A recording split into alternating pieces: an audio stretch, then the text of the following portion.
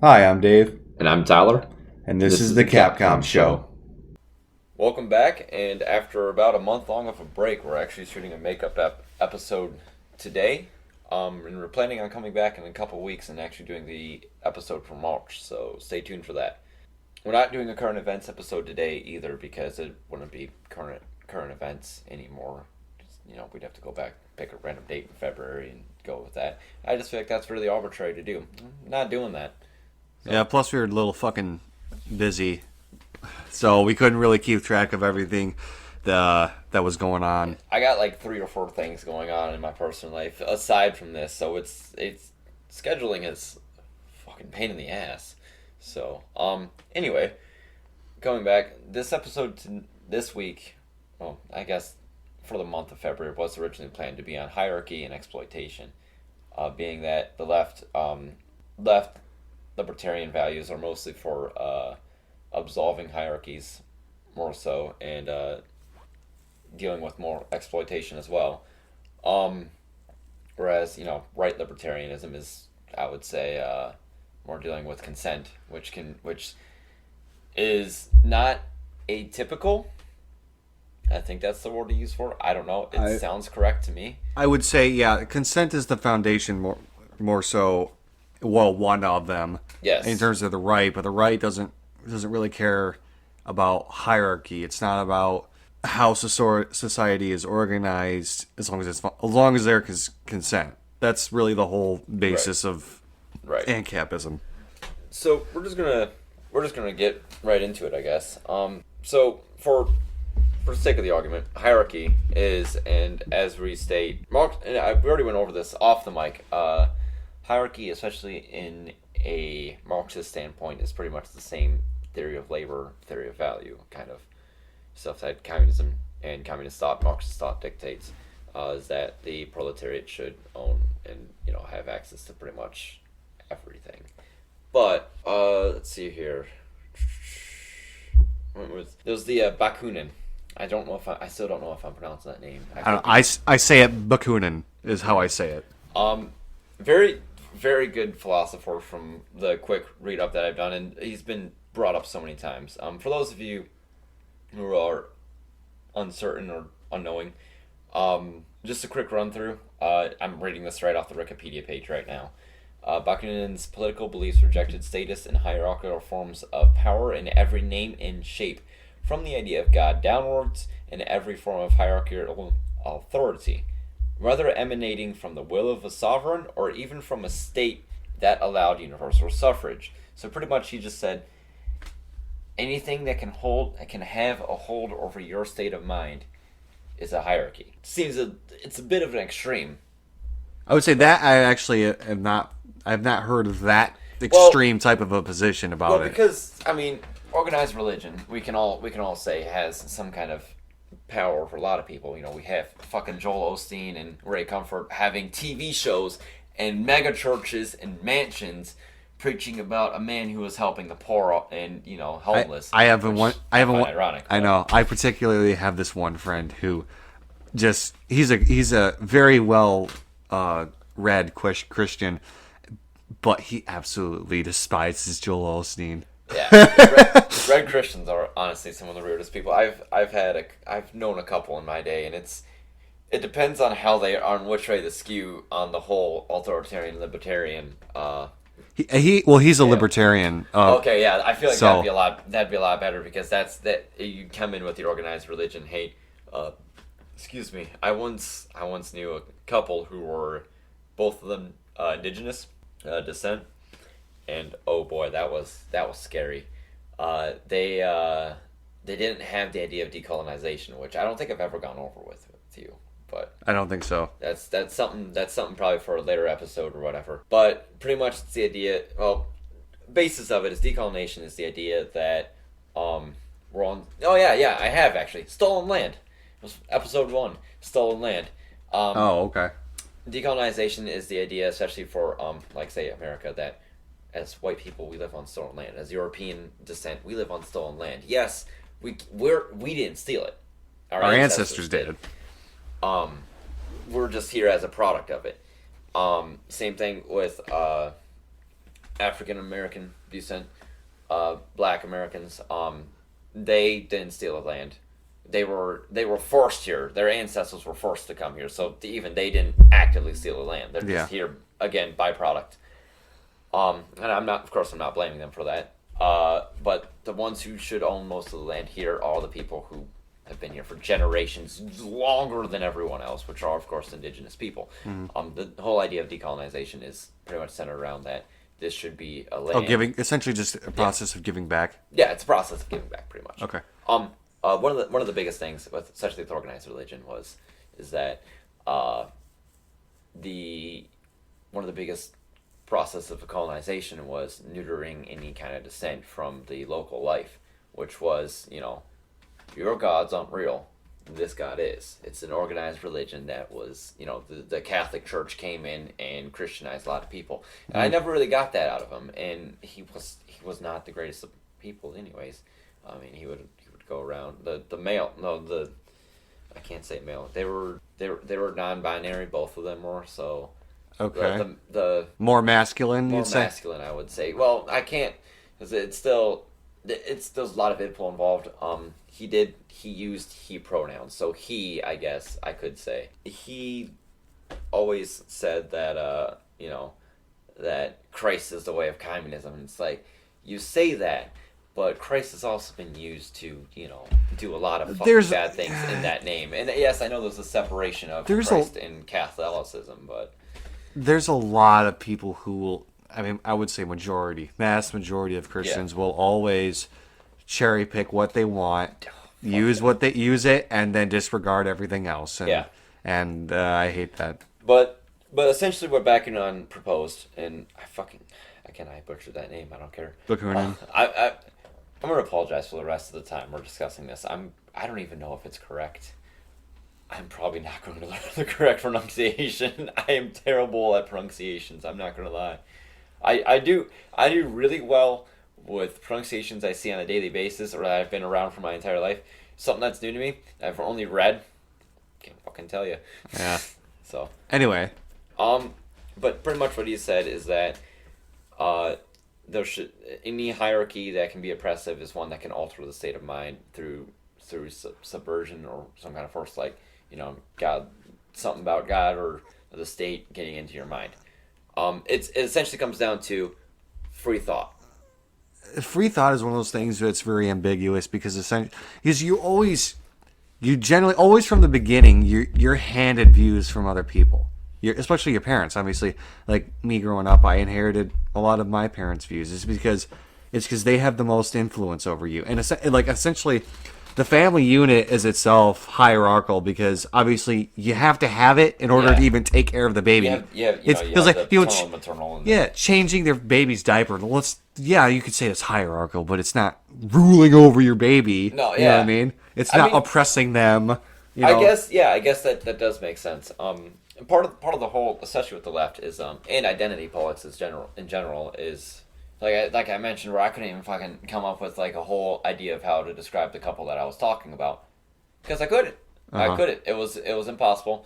It would be wrong on my end to purposely use them for a anecdote and completely erase their identity because I feel like that'd be an asshole move on my end. But there's hierarchy is one of those weird things.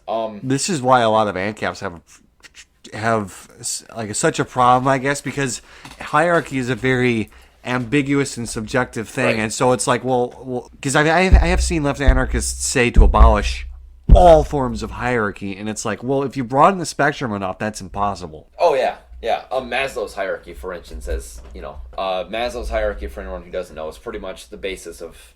It's not a political hierarchy. It's not Bakunin. It's not Marx. It's not Prada. It's nothing like that.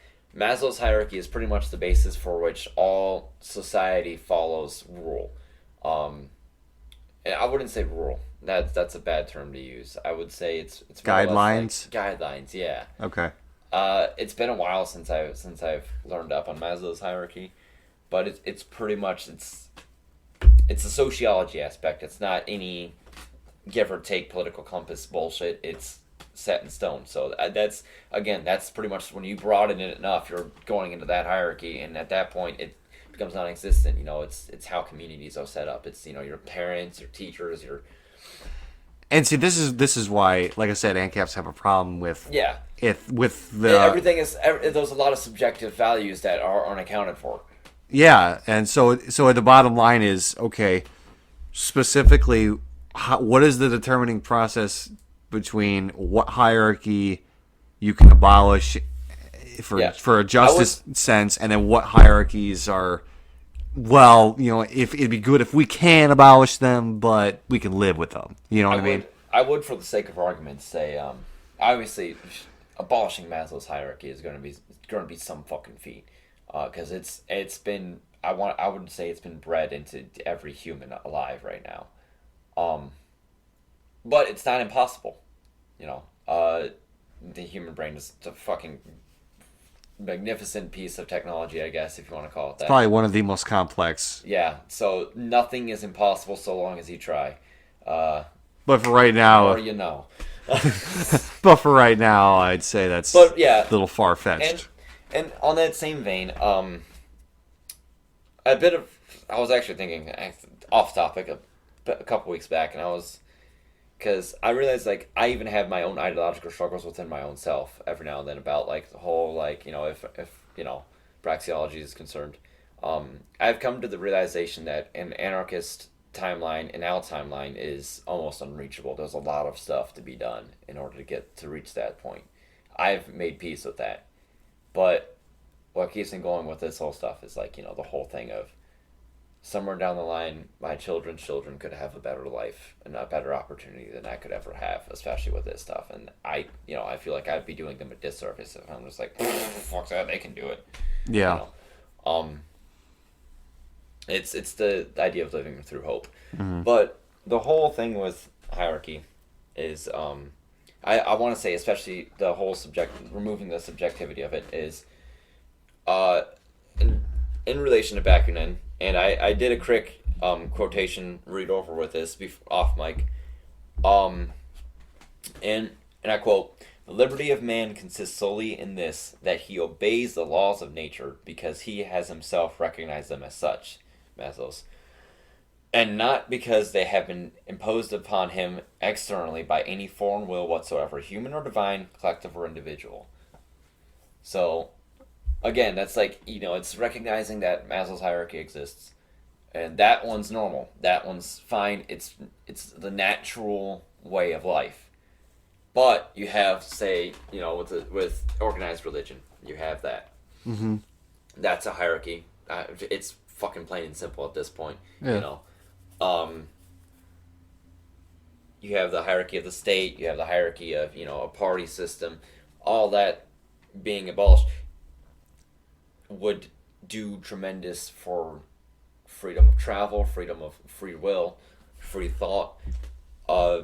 Maybe we should get more specific, because generally the hierarchy argument is always generally against employment. Yes. And so that's the big thing. And again, I'm sorry. I'm probably gonna end up paraphrasing most of this fucking article because, like I said, I just did a crash course for the past couple of days on this. So, Bakunin similarly rejected the notion of any privileged position or class, and that's typical of any kind of leftist thought. Is that class is social constructs are made up and they're not real. And since the social and economic inequality implied by class systems was incompatible with individual freedom. And we went over this again off mic with gas tax and stuff, and especially I think it was last episode. I'm definitely sure it was last episode. It was 2 months ago. I can't remember shit sometimes from this morning. Okay. So, like I said with sales tax, well, sales tax harms poor people more than it does rich people. Mm-hmm. It's in this similar vein. Again, that's pretty much the same theory. That's the working example of this theory, where social and economic inequality implied by class systems limit personal freedom. Mm-hmm. Liberalism insists that free markets and constitutional governments enable that, which we have seen that not to be true with constitutional governments having more of an authoritarian reach, and obviously being very corruptible. Yeah, because oh man, I guess you could say the greatest tyranny is the one where that can get its people to Believe anything. believe that they're free. Yes. So if you get, it's a weird paradox where the more people believe that their government is legitimate and protects their freedom, the more Yes. enslaved they are. Yes. A police state, surveillance state, if you will. Yeah. One that we're very currently living in right now, And saying, "Oh, it's worse elsewhere" is not an argument. I see that all the time when people that say, it is. "Oh, if you don't like it, then leave. And we're more free than anywhere else." So it's like, well, sure, that might be true, but that's not the fucking point. on like a monthly basis, I used to get it was Venezuela or North Korea, and it would be. We mock you guys for a reason for this. It's pretty obvious. Fucking pay for me for to go there, and I'll gladly. Oh, I'm kidding. I don't ever want to go there, especially because Korea. I'm 6.5. I'm almost 6.5 feet tall. I'm sorry. You're gonna tower over everyone. I will stick out like a sore thumb, and Excuse me. I've heard stories of people who are above 6 feet going to no less Japan, and they're like, "Dude, I have to duck through a lot of things. Like, I'm not." Oh boy. I was like, I do not want to experience that. My back already hurts just from listening to these stories. So, that being said, that's a whole shit fest. I don't really want to get into.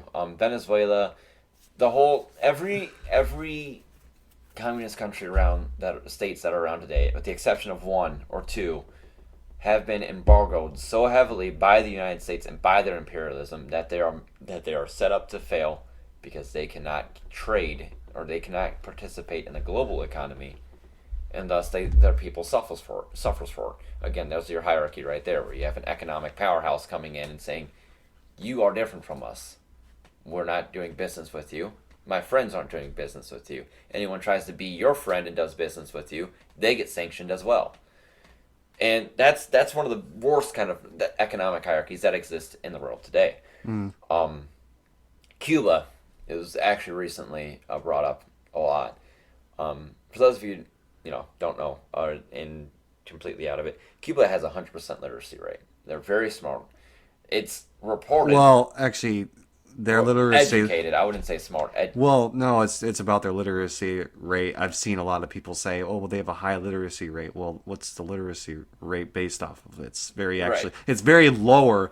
It's much lower than the literacy rate in terms of what you can actually population as well. So yeah, it's much easier teaching 3 million people to read instead of 300 million people. There's a lot of difference there. But it's also what can you read?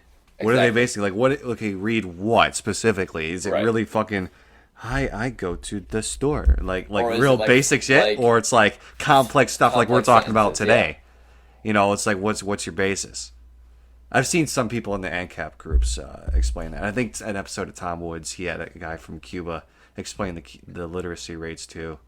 Yeah, and again, and before, just for my side of the listeners, you can make arguments saying that Tom Woods is a white nationalist because he had League of the South shit, or he's a statist because he supports voting or whatever. I listen to him because it's.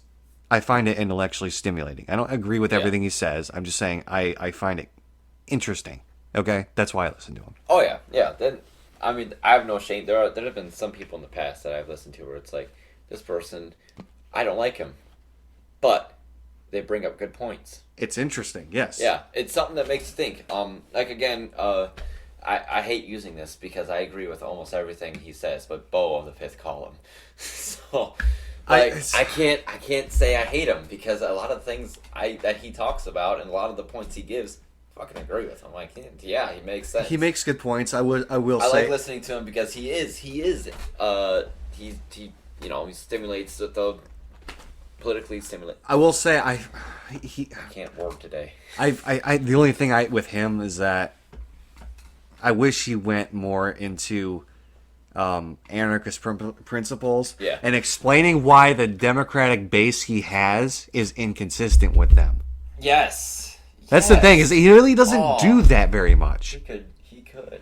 That's what I'm saying. Is that like That'd be what great. he did once with the concentration camps? Yeah. That with stuff with the borders and all Yeah. that. And it's like, well, okay, you're talking about how you have concentration camps here, and then you're spouting anti-gun rhetoric. Yeah. Well, do you really think that's a smart idea? You're showing, hey, you're inconsistent here. If you want gun control that always disproportionately affects minorities, Yeah. which you claim they're getting put in concentration camps. Well, guess what? If they're all fucking armed, they aren't getting put in camps then. Yeah. And so that's what I wish he would do a lot more. But he sort of really doesn't do that. Well, because I looked it up, and it's mostly, I think it's just, the fifth column is what, and the whole reason why I love this, and I remember you once told me about him. He's like, yeah, he looks like your average redneck, Trump supporter, and then but he comes out and it's like, dude, this guy's a fucking hard-on socialist. Yeah. The fifth column is, and I love it. I think I told you about this. I looked it up one day. It's a term that fascists use to it's a term that fascists use to describe their allies in cities that are critical. The whole point behind the fifth column was it was used in the Spanish Civil War back in the 30s, in the 1930s. A fifth column in the city of Madrid cost Republican Spain the war because the army was doing a good job of surviving the siege that was going on of Madrid, and then eventually the nationalist rhetoric started perpetrating the city walls, so to speak. And when that happened, people started getting on board with the nationalist aspects of it, and eventually the fifth column, which was the unseen column of the rebel nationalist forces, came to bear within the city. And after that, you can't really fight anymore if your backlines are being completely taken out by insurrectionists. So the whole thing with the fifth column is he's supposed to have that look about him where it's like, this guy's about ready to spit some Trump shit, and it's like he's talking about taking care of the poor. He's talking about taking care of minorities. He's talking about equal rights. This guy's not Trump. Shit! Oh my gosh, what a libtard! But at the same time, I think the whole point behind Bo's look is to appeal to people like that. Like, yeah, hell yeah, he's going to say the shit I want. He's like, no, it's making me uncomfortable, and then that is it stimulates them. Yeah, that's the thing is, and I love his gun series though. Bo is he's just the best. But like I said, that's the one thing I wish he did more of is show that the Democrats he has a majority of Democratic support. Again, though, he can only push so far before that whole thing breaks. So I think he's just trying to stay inside of his lines. I get that, but I wish he pushed him a little bit more. Oh yeah, me too. But it's his content. He can do whatever he wants with it at the end of the day. Agreed. Anyway, go bring.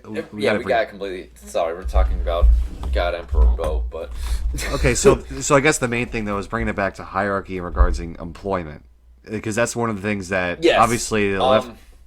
Now, is huge. There's been a lot of talk, and I'm going to cite again episode. I think it was episode 1, episode 2.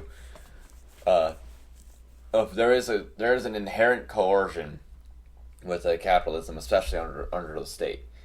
To say that I've even had this in the past. To say that employment contract, saying, hey, I agree to walk this wage for this job, whatever. That's not hierarchical. I believe I've heard that a lot especially from people like you, the ANCAP crowd. And I could say that that it is consensual, but is it forced? Because you could say something is consensual just for the sake of saying it's consensual. I mean, but that doesn't make it make it actually consensual. Yeah. I mean, it all depends on the context. For instance, my in about 2.5 months, mother-in-law, she offered me a position at her factory where she works. I think she's the head of sales or something like that.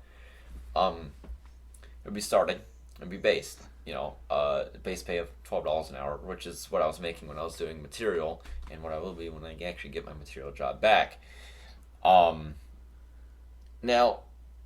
that's $12 an hour, for benefits and everything. That's a good fucking job to have. But I have two problems with this, and here's the whole part of the coercion right here. One, I have to pass a drug test. I'm a medical marijuana patient. I have my card and everything. So, I can't legally pass a drug test because that's my medication. And also on that whole note, just a sidetrack, because a friend and I looked it up. If you have a med card, you can also have a CPL, and if anyone tries to challenge you on it, you can tell them to fuck off. That's medication.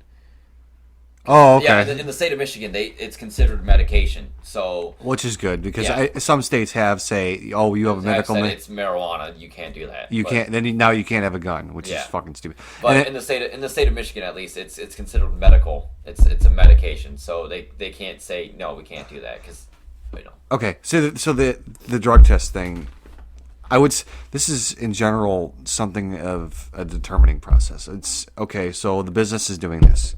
Yeah. Now, is the business doing it because the state is forcing them to? Because that's an argument in saying, income tax is voluntary because you sign the agreement when you get hired. Yeah. Okay, well, in order for the business to function, though, the government, the state forces them to. Yeah. If you run a business without that, as far as I'm aware, you're getting shut down. Yeah, the state will shut you down.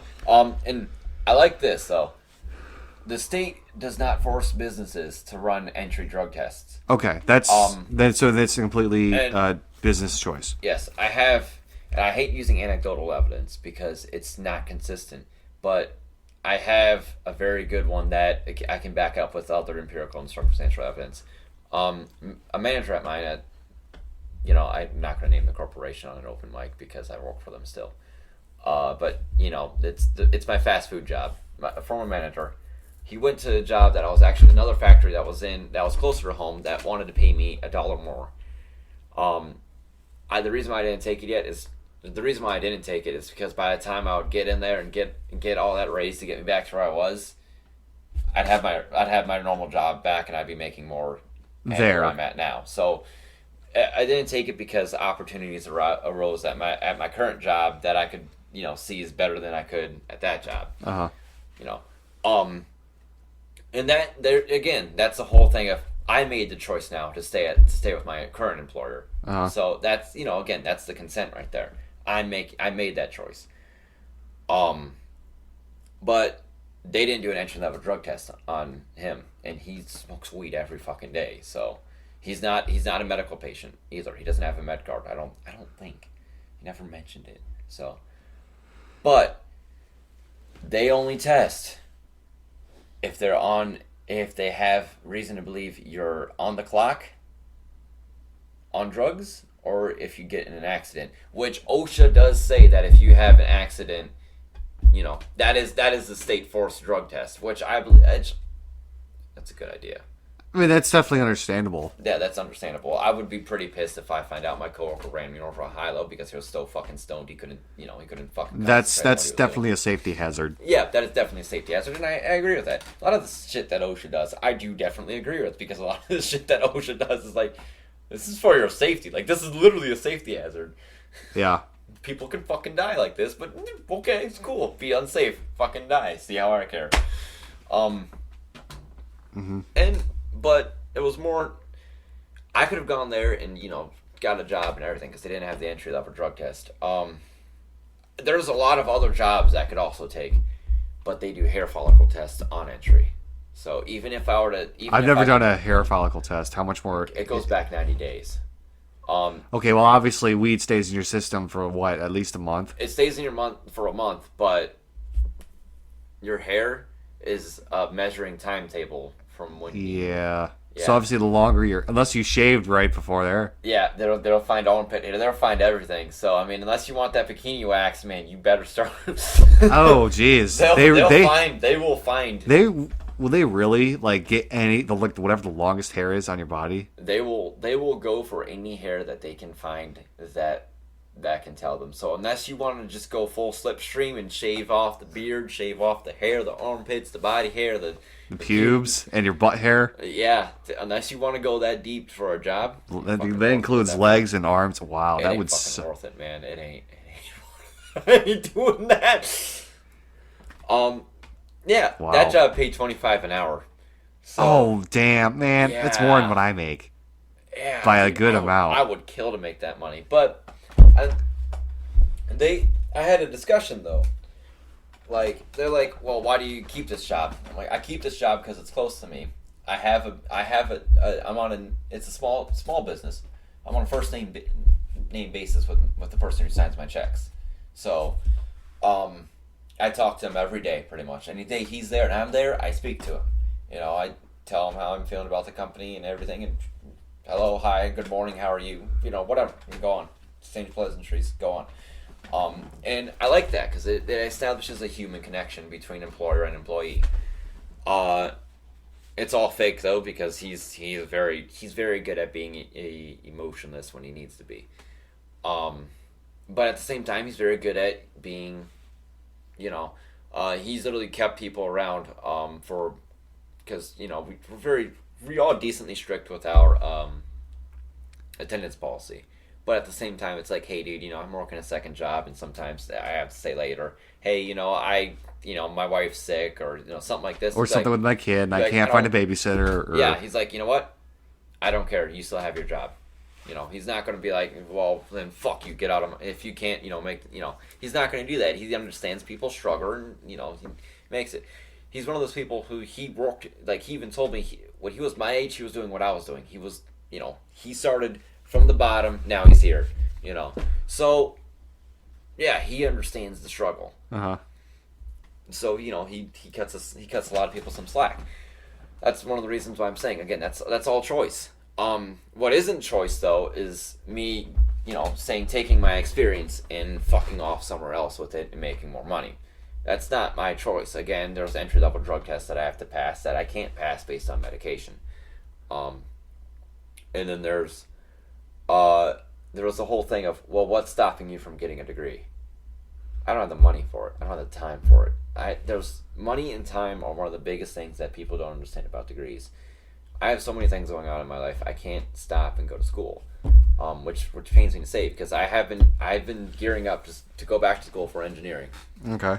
Which those of you who don't know, engineering, a bachelor's degree in engineering, 4 years of college, or off the top of my head, I believe that's 8 semesters. Yeah. Yeah, 8 semesters of college can get you a bachelor's degree in engineering. Very difficult work to go into, but once you get it, you are guaranteed almost 100%. There's a lot of $60,000 base annual salary, so with good benefits and everything. That's a good job to have. Yeah, depending on the job, and obviously it depends on what segment of engineering you go into. Yeah, but I was thinking more mechanical because I'm mechanically inclined. Yeah. So, but it's the whole thing of I need to spend the time and money to get there, and that's nothing that I have is time and money because all the money that I have now is going to be gone here in 2.5 months when all the bills hit for the wedding. And obviously I don't have any fucking time because of the fucking wedding. That's why all this timetable is happening after the wedding. I just fucking slapped my pop filter. Oh boy, that's probably going to be picked up. Okay. Oh well. Rest in peace, headphone users. But the whole thing about the whole hierarchy is there is a choice involved. As I said, there is a choice involved. I made the choice to stay there when I had other opportunities presented to me. Only because of the fact that I know that I have security with my job there. Mm-hmm. I have the choice to make more money elsewhere with my experience and everything. But again, the fuck is that? Garage. Okay. All right. Sorry, ADHD. There's a whole thing going on with that I don't have the schooling to go do something else that I want to do. And I need the money and the time to do it, and that's the whole coercion right there. I can't do that with my current situation. I don't have the economic freedom. I don't have the time, the liberty to do that. I wouldn't say it's coercion. I would say it's just a lack of resources. Well, yeah. But a lack of resources isn't. But The only way but it it's become not. I wouldn't say it's lack of resources because the resources are readily available. They're just not accessible. They're scarce to me right now. It's a manufactured scarcity. It's purposely being made to be scarce to me right now because I have other things going on. I can't access those resources, the time and money. I don't have access to that.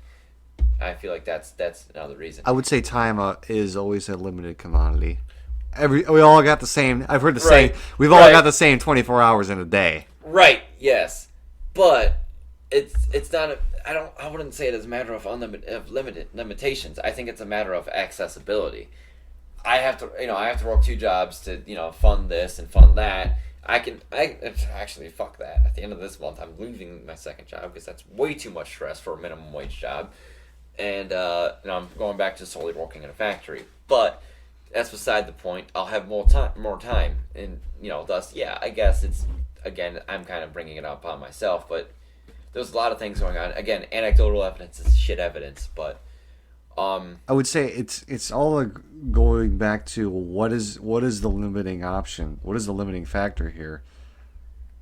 And obviously, I would say the biggest thing with like, in terms of currency, yeah, is state currency because Yes. we got the Federal Reserve inflating the dollar, we got the Fed manipulating interest rates, and Yes. and our fucking dollar is trash. yeah. And so, like, our purchasing power is being eliminated. We're actually in By, a like- period of hyperinflation right now. Oh yeah, we are.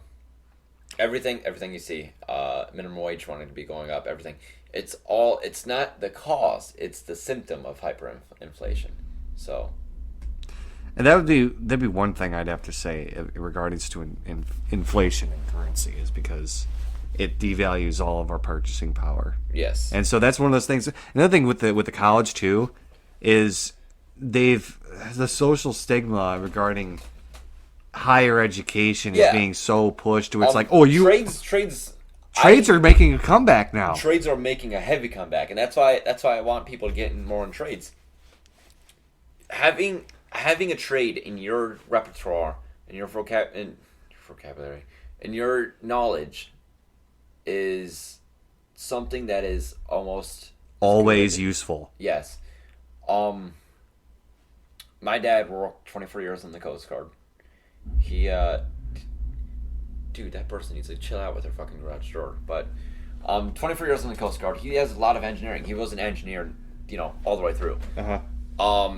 He had a lot of experience with it. Everything that I have learned, engineering based, mechanically based, I've learned from my dad.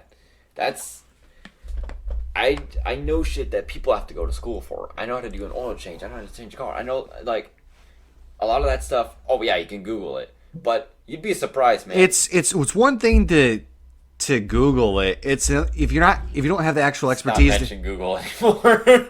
My phone just got really excited there. Oh, sorry. If it's one thing to just research it, I'll say that. Yeah. But or watch someone do it, it's completely another thing to actually physically do it yourself, and that's what's actually going to build the skill set. Yeah. And I'm learning that process right now with the design software. I'm trying to Yeah. learn. I can watch all the videos of someone else doing it all day long, but unless I actually do it myself, I ain't gonna get it. Yeah. It's another thing to be willfully ignorant in a day when we have all the information of human history at our fingertips. But that's a different gripe for a different time. I will definitely say though, we have a. I lost my train of thought. I'm sorry, my ADHD's flaring up like a motherfucker this weekend. I think a lot of hierarchies are gonna fall with the state. Yes. In terms of especially employment, I think a lot of these companies, they're only held up by state regulations and control of the market. And when the state falls and you can't control your competition like that, there's a limiting factor to how much you can have. It's economies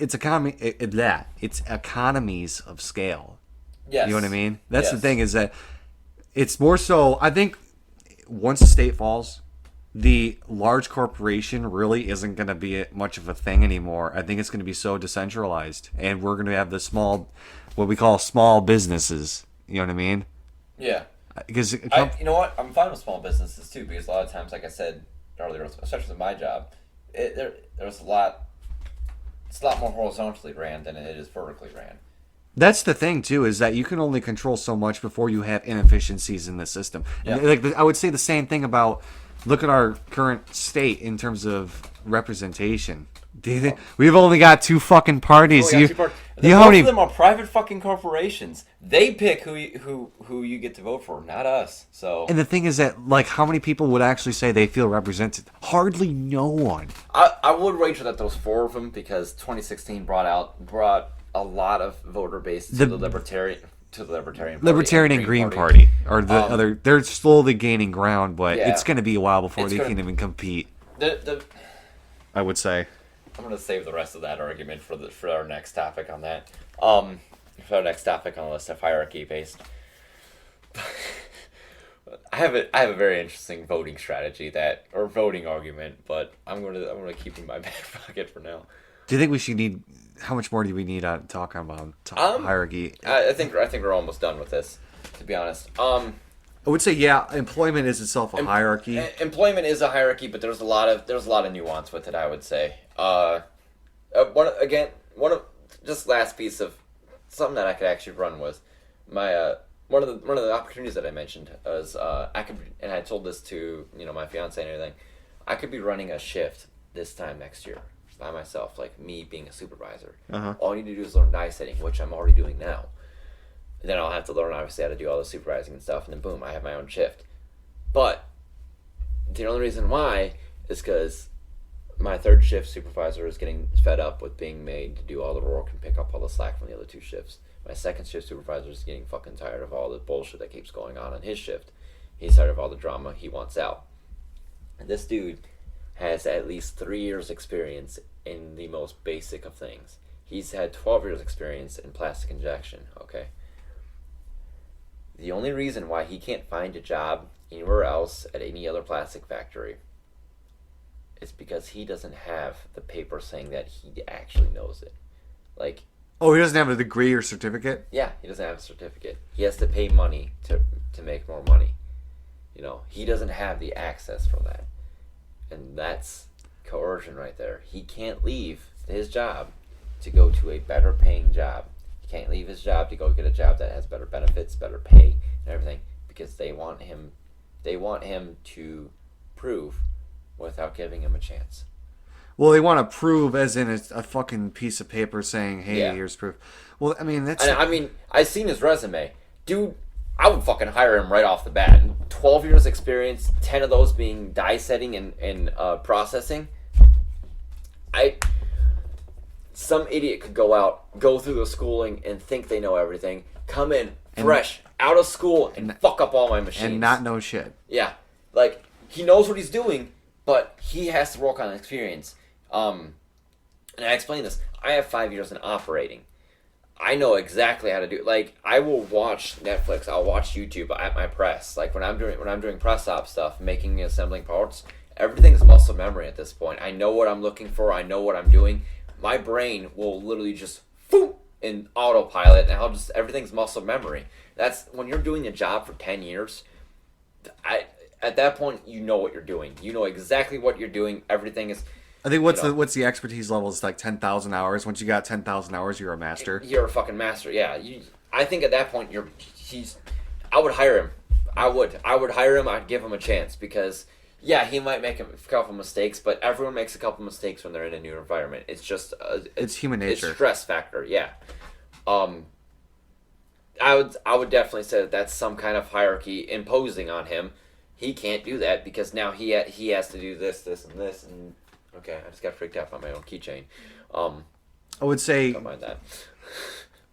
In general, certificate programs are easier to get than. Yeah, it's only an 8-hour class. I looked it up. It's $400. It's all the way up in Traverse City. I wouldn't mind doing it, but I don't have the fucking time or money to do it, and I don't have really the patience to do it. I would say that's a lot easier than trying to get an actual degree. Yeah, I'm trying to leave the automotive tier 2 supplier factories and stay in. Maybe you could do that with your theft return. I call it a theft return. It's going all to the wedding.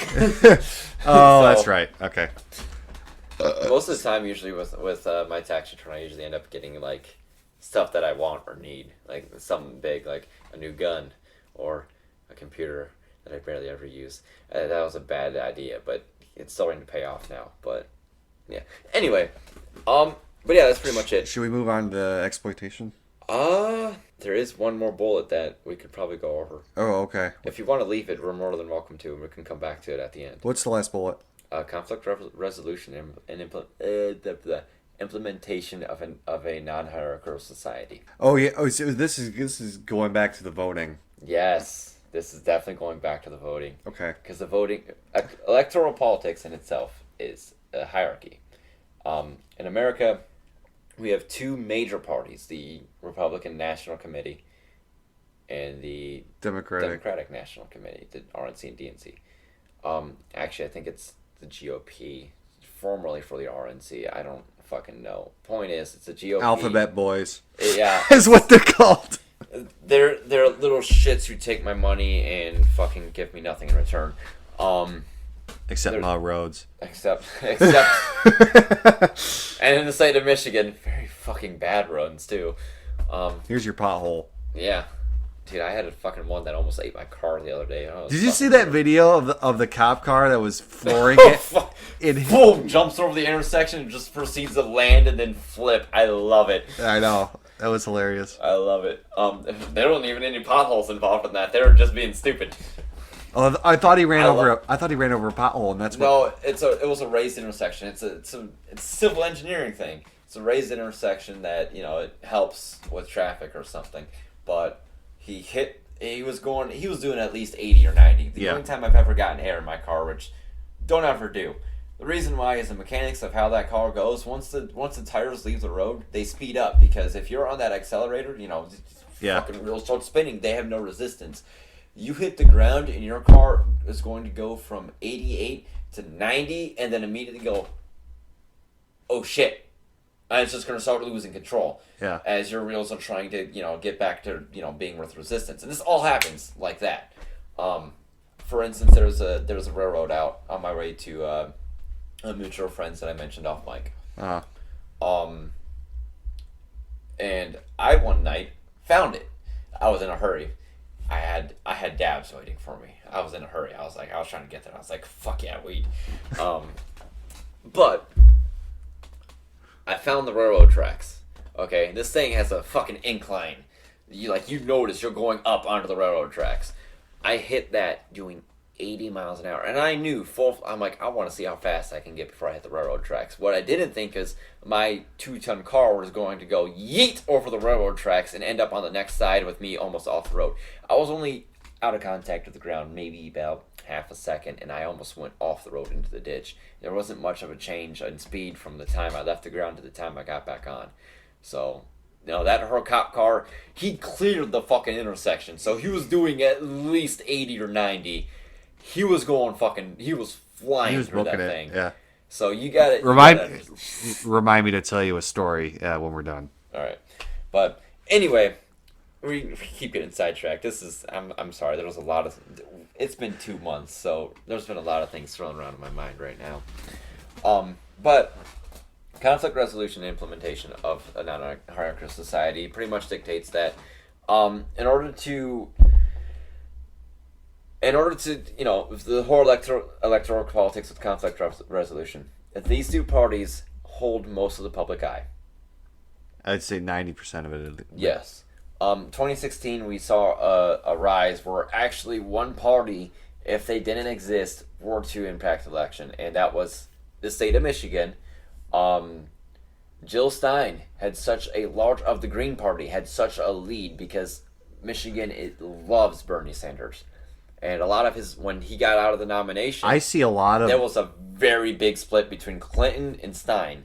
So, if Michigan didn't vote Stein, if Stein didn't exist, Clinton probably would have actually walked away with the election in 2016. She probably would have won. But I think, yeah. But I think that's something in itself is poetic. If it wasn't for the fact that all four of those are actually corporate ran. Well, I wouldn't say corporate ran. I don't know the working politics of the Libertarian Party and of the Green Party. I wouldn't say it's corporate ran, but it's they're private entities. I will say I'm not a fan of partyarchy. Yes. Personally, like I know a lot of ANCAPs are okay with it, and they think, or at least there are some that believe that like the Libertarian Mises Caucus specifically. Fuck Mises. But go ahead. Alrighty then. Yeah, they're mostly ANCAPs, but they do believe in engaging in the political process.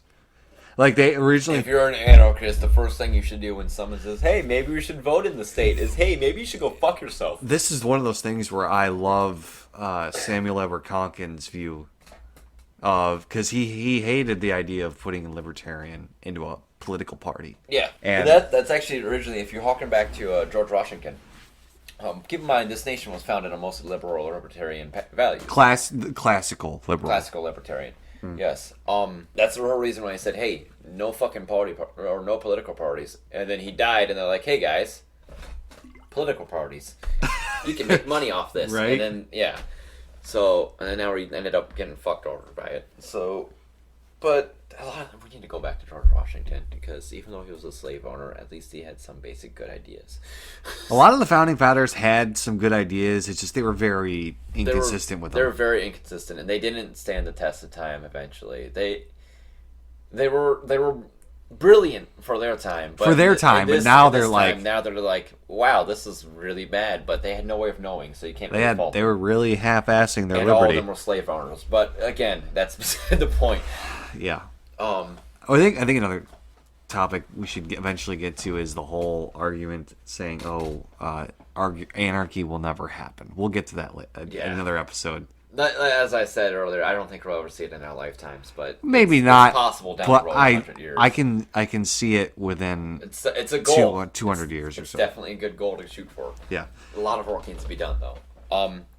But my whole thing with it, and you brought this up, Super Tuesday actually, which was going to be a current event. What the fuck is Super Tuesday, by the way? 14 states have their primaries on Super Tuesday, so that's why it's called Super Tuesday. Okay. It's a lot of fucking information just being fed out. And for the Democratic caucus, Biden came out pretty on top, which I think is fucking atrocious, because Biden should not be coming out on top of anything. He should be at the bottom of a barrel of shit.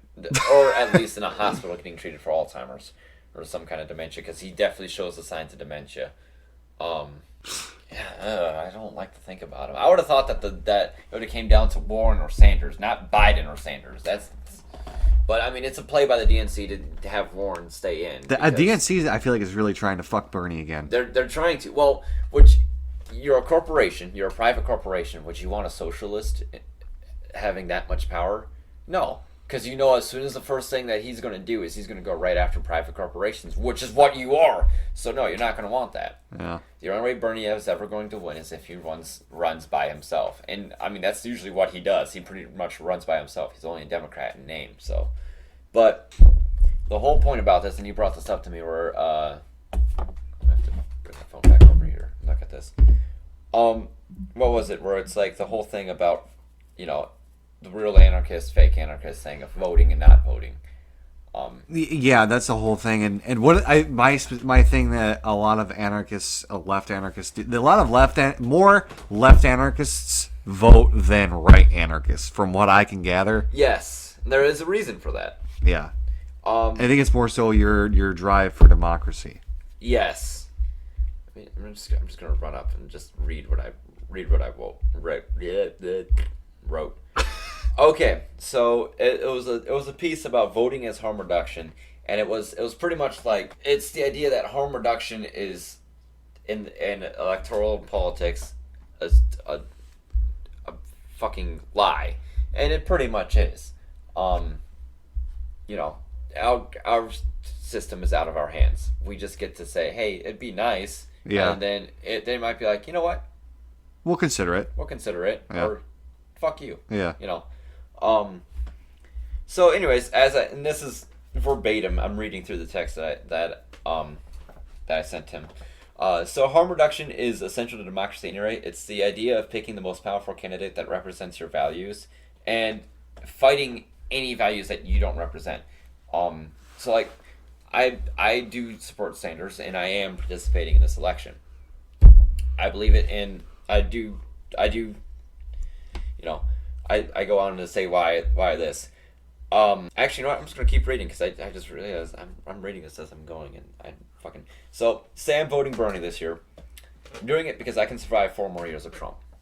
I pass every Trump voter saying that I'm white, I'm a male, you know I'm perfect. I have the right genitalia for it. I'm perfectly fine with that. I don't identify as anyone else. You're a fucking white male. Going back to that male, video. Yeah, pretty much. I can survive of another 4 years of Trump pretty easily. I can hide the other outlying identities that I might have that put me into minority groups, and I can do it just well. That said, I have friends who are trans, who are gay, who are black. They can't hide these identities because it's one of their biggest parts of them. You know what I mean? They, as a product, they will feel Trump harder than they will Sanders. Any demoralizing or any aggressive state policies that come from the state itself, they will feel more wrath from a Trump administration than they would from a more left-leaning administration. So that's like the whole idea of harm reduction. It's not for me.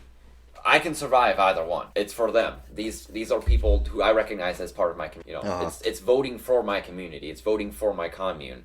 It's the idea that these guys, I want to help out, and voting this way will be harm reduction for them. It's class consciousness. These people, working class, they need that help. They need to make sure that they got, that they can have that safety net that I don't have to worry about, because I fucking don't have to worry about. I will never have that problem. It's the idea of tackling your privilege, pretty much. And then I would also like to, and then I have a bad problem with ranting, especially when it's early in the morning. It's not early in the morning when we're recording this, but when I was writing this, I believe it was early in the morning when you sent this to me, and I was like, and sort of fucking typing away. But also, you can definitely vote your way into fascism. The reason why I said this, there's a meme that I seen around where it's like, you can vote your way into communism, but you'll end up shooting your way out. Yeah. Which was fucking stupid, because anyone who knows anything about history of the Soviet Union, it was actually the opposite. They shot their way into communism, and then they ended up voting their way out of it. So, and I pretty much just said that's literally how fascism happens. Is you end up, they normalize everything. They normalize misogyny. They normalize rape culture. They normalize any kind of white supremacists. They normalize, being overtly nationalist. They normalize having national identity. This is how everyone is. This is how the collective is. Be like us or die.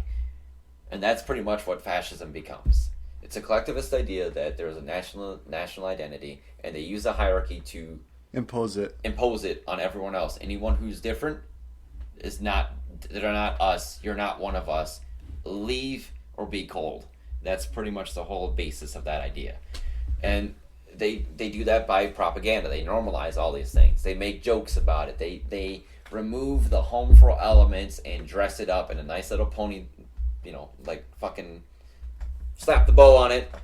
Here you go. It's a present. Have fun. And then you end up with Trump. You end up with Mueller. You end up with proto-fascism. You end up with that, and then you sit there wondering, how did we get here? And it's because you've been playing their tricks and then falling into it. Electoral politics always ends up leading to this. It's the fall of democracy. It's just how it goes. And the whole point of how to implement that, unfortunately, is also how to implement an non-hierarchical society, especially free of state power. And I've used this phrase so much times. It's the only language the state understands and fears is that of violence. The only way you can implement an anarchist society, and the only way you can implement a communist or socialist state, most of the time in the confines and in the context of the current American government, is through a revolution, which in itself is one group of people asserting their will, Superiors. their power over another. Now, that is in itself authoritarian. A revolution is always authoritarian. It's the problem of anarchists willing to participate, and I think that's the whole point. Actually, I would say it's. I wouldn't call it authoritarian necessarily, because if the oppression is legitimate, it's called self-defense. Yeah, at that point, yeah. But I will like say, for you, it'd be a defense of the NAP, because yeah, I mean, yeah. So I will say, when I'm not. There's one segment of voting where I say it's okay, and I don't view voting as consent. Okay, Lysander Spooner didn't even say. I don't view it as consent either, because like I said, they give me the choices. I don't make the choices; they give me who I can choose. Yeah, and so. And then they consider it. They'd say, "Oh, well, yeah, okay." Even Lysander Spooner was talking about, you know what? If the ballot is being forced on me, I might as well use it. You know, it's like forcing a soldier into battle and then him fighting his opponent. Well, he was forced into battle, so that was already non-consensual. Yeah, kind of like the whole entire military, anyway. And so so my whole thing with voting is that, you know, the one way I can justify voting, or I would say it's perfectly fine to vote, is a vote against is a negative vote. And what I mean by that is like, okay, well, here's this new proposal to increase the gas tax. Like for example, you said, here's a proposal. Well, if you vote no against it, hey, I don't want this, that's perfectly fine. Or a tax increase, or voting for yes is just consent. Hey, you want to ban this too, or all that kind of shit. That's voting authoritarian consent right there. If you vote yes for that, that's the form where it's like, okay, well, that's fucking totally ruling for your advocating rule for yourself. But if you're no or abstain, if you're voting against that, that's perfectly fine. But my problem is that when you make a positive vote, which is what you were saying, you're saying, hey, I want this policy forced on everyone else. I want this gas tax, this marijuana tax, this dispensary prohibition shit. Yeah, like some cities are doing. Like every city except for Ann Arbor is doing. Yeah, the city of Detroit is still going on with that. It's like fucking bullshit. People want it legal. But they get money out. The state gets money off of prohibiting it. Cards. Yeah, that they get too. Money off of med cards. All they have to do is just keep it medical. It's still legal. It's still fully legal. They keep it medical. They get that extra $100 from everyone. Not only that, but they also don't realize that the black market exists, and all you need is just to know someone who has a med card, and the next thing you know, you're just like, hey man, I'll give you 10 extra if you can get this for me. Yep. You know. Yeah, and then excuse me. So thank you for making me money. War on drugs. The war on drugs too. The reason the cops are so against it is because they can make profit off of it from asset forfeiture and all that shit. Oh, by the way, fuck those Michigan State troopers and Marone County that stole this out of state citizens fucking $40,000 in cash. Just fucking stole it. I didn't hear about that. Oh, you didn't hear about that? Oh my gosh. Yeah, there's state troopers literally just fucking pulled over this guy from out of state, and he had $40,000+ of cash on him. No probable cause, no nothing, just fucking stole it. And he was never charged with a crime. I mean, that's blatant theft. Yeah, that is blatant theft. I $40,000 in cash, I would say myself, it's kind of suspicious. You don't really see many people carrying around that. But you gotta prove he's doing something wrong with it. You can't prove something that he got that through illegal means. Yeah. It's illegal being what? Like, I could understand if you straight up fucking murdered someone and just stole or if you robbed a bank or some shit. Like, I understand that. I believe robbing banks should be legal. Because it's insured money. It's insured money. Well, I would say if printing money is just fine, everyone should be able to print their own fucking money. That too. Yeah. Oh, well, we only need this. We can't do that, but hey, you want to know what else is easy? Just fucking hold up a bank. Yeah, I know. Like I said, I don't consider myself ANCOM anymore. For the sake of the joke, man, I'm anarcho-pirate. Anarcho-piratism. Give me that house, you scallywag.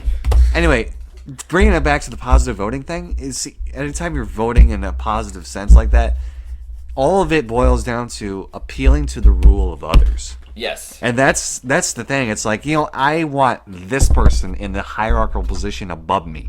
Yep. And so it's kind of reinforcing that hierarchy in hopes of sort of reducing the negative side effects of it. And I don't view it as good. I think it's one of those things where, you know what, I said this to you in the chat. If people took direct action instead, you wouldn't have to vote to mitigate. Right. because the direct action it trumps everything else, and so it's Also, I'm glad you mentioned direct action. I didn't mean to really interrupt you, but That's all right. It just spurred something. This is something that I do a lot with a lot of leftist anarchists that I find who are like, don't vote at all. I'm like, all right, cool. So what are you doing in the meantime? Like, if you're a proponent of the revolution, if you call for revolution and you're telling people not to vote, I'm going to challenge you on it. Okay? All it takes to vote is half an hour to an hour of your time. Just fill out something, hand it to someone. It gets counted, and then you go. It's legal. It's perfectly legal. There's no risk involved with it. So for those of you who keep saying, "Oh, don't vote," especially the fucking privileged motherfuckers are like, "Don't vote, don't vote." What else are you doing then in your time to further the revolution? And this mostly goes as me speaking to comrades, the leftists as well. What are you doing more to further the revolution? Because if you're sitting there telling me not to vote, and you're sitting in your chair, not doing anything, and just ranting on Facebook, you're not even out there organizing, you're not out there spreading information, and what are you doing? Where do you get the sense of power where you can tell me what I can and can't do, that I can't do something that I'm consenting to? Where do you get this power from? Because it's the whole idea of armchair rhetoric. You don't do this because it's bad, because I say so, and I don't want to do it. It's a type of narcissism that I'm not really feeling well about. You know what I mean? It's like intellectual superiority is what's driving it. Yeah, I've gotten, and because I don't associate with them as much. I'm a member of it's a small startup, mostly communist party. It's very authoritarian based in some aspects, and I've butted heads with them multiple times because I'm more like, hey, maybe we shouldn't fucking do this. This is a really shit thing to do. They're like, no, it's fine. And I had someone who is usually around with that same crowd of people I butt heads with, he's a decent mediator because he's a very big proponent of direct action. He loves it. Being there physically, organizing physically, and participating in the party, and I vibe with him a lot. And the way we go about it is, and I actually challenged him out, and it was funny because I don't know if I ever told you about this dude, that he would always challenge me on everything, and the reason why he was still around in the party was because he hated anarchists. Like anyone who was any bit of libertarian, he fucking hated them. Libertarian in the right sense, or in all sense. He didn't even like anarcho-comms. He was like, yeah, they're fucking. I was like, all right. So he's an authoritarian communist? Oh yeah, he is tanky as fuck. And we butted heads with him. And the greatest thing is because the one I mentioned earlier, the one who I usually end up like kind of butting heads but siding with most of the time, he's Moroccan. He's Moroccan. He's actually is Moroccan because he has citizenship, and he has dual citizenship.